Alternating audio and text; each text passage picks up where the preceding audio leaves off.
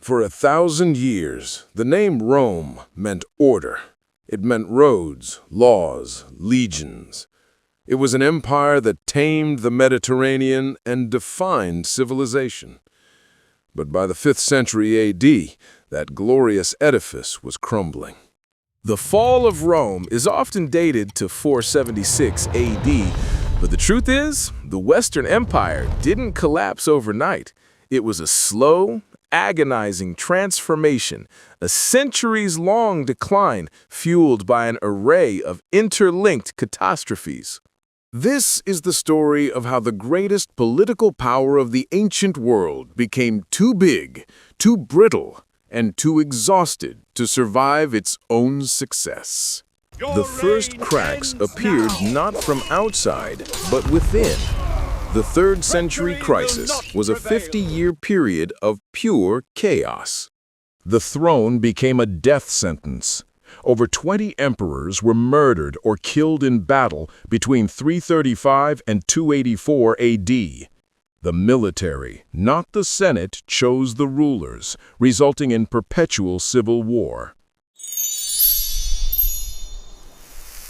To fund the ever-growing army needed to fight itself and external foes, emperors desperately debased the currency. They reduced the silver content of the denarius to almost nothing. The result was rampant hyperinflation.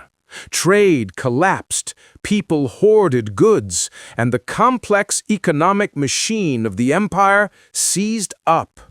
The state had to resort to collecting taxes in grain and goods, returning the West to a primitive barter economy. Emperor Diocletian temporarily stabilized the ship, but his solution was also a division. The empire was too vast for one man. His successor, Constantine, went a step further, moving the capital thousands of miles east to Constantinople. This move permanently shifted the focus, wealth, and military strength toward the richer, more stable East. The Western Empire, with its old capital in Rome, was left poorer, politically marginal, and increasingly isolated. Rome's ultimate power lay in its legions.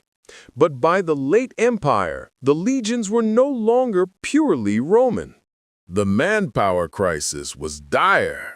Plagues, civil wars, and citizens avoiding crippling taxes and conscription meant the empire couldn't field enough Roman soldiers. The solution? Employing Germanic Foederati, or federated troops. These were whole tribes, often led by their own commanders, hired to defend the border in exchange for land and gold. The strategy was a poisoned chalice. Rome was teaching its enemies how to fight and giving them intimate knowledge of its defenses. More dangerously, the empire's real power fell into the hands of these generals, like Stilicho and Ricimer, who were of barbarian descent. This dependency meant the empire was funding the very groups that would eventually carve up its territory.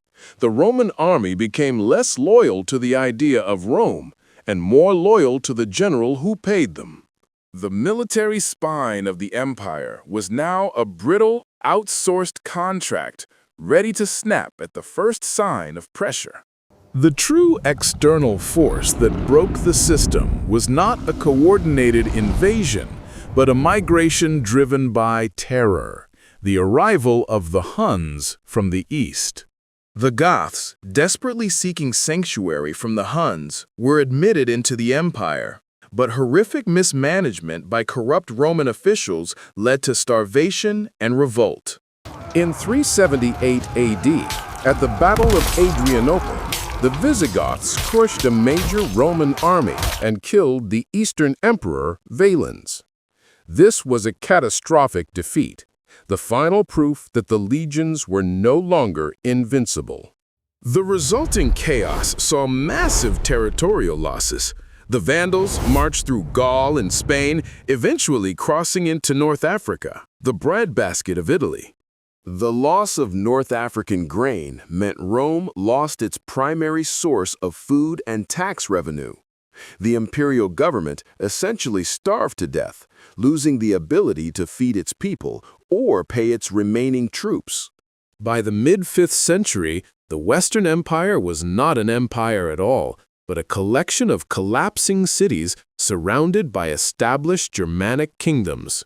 Beyond the battlefield and the treasury, Roman society itself was fracturing. The wealthy, landowning senatorial class retreated to their massive, self-sufficient estates, latifundia, often refusing to pay taxes to the central government, seeing no benefit from a distant, incompetent administration. The poor farmers, seeking protection from bandits and tax collectors, voluntarily surrendered their freedom to these landowners, becoming serfs. The population lost faith in the central Roman state. Meanwhile, the leaders of the West were consistently weak, often children, and always puppets.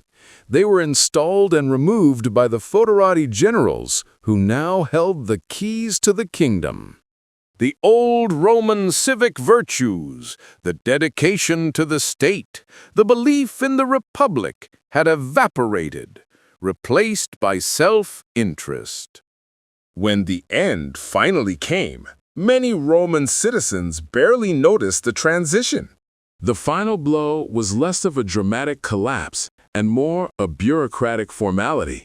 In 476 AD, the Germanic general Odoacer deposed the last Western emperor, a boy ironically named Romulus Augustulus. Odoacer didn't claim the title himself. Instead, he sent the imperial regalia, the crown, the robes, the symbols of office, back to the emperor in Constantinople. He effectively said, "There is no longer a Western emperor. We don't need one." The Western Roman Empire was gone. It had simply run out of resources, out of loyal citizens, and out of reasons to exist. But the idea of Rome survived. The Eastern Empire, later known as the Byzantines, endured for another 1,000 years. And the new barbarian kingdoms adopted Roman law, language, Latin, and religion, becoming the foundation of medieval Europe. The Roman Empire didn't die without issue. Its long shadows shaped everything that followed, from our legal systems to our languages. The fall of the West was not an ending, but the brutal, necessary birth of Europe.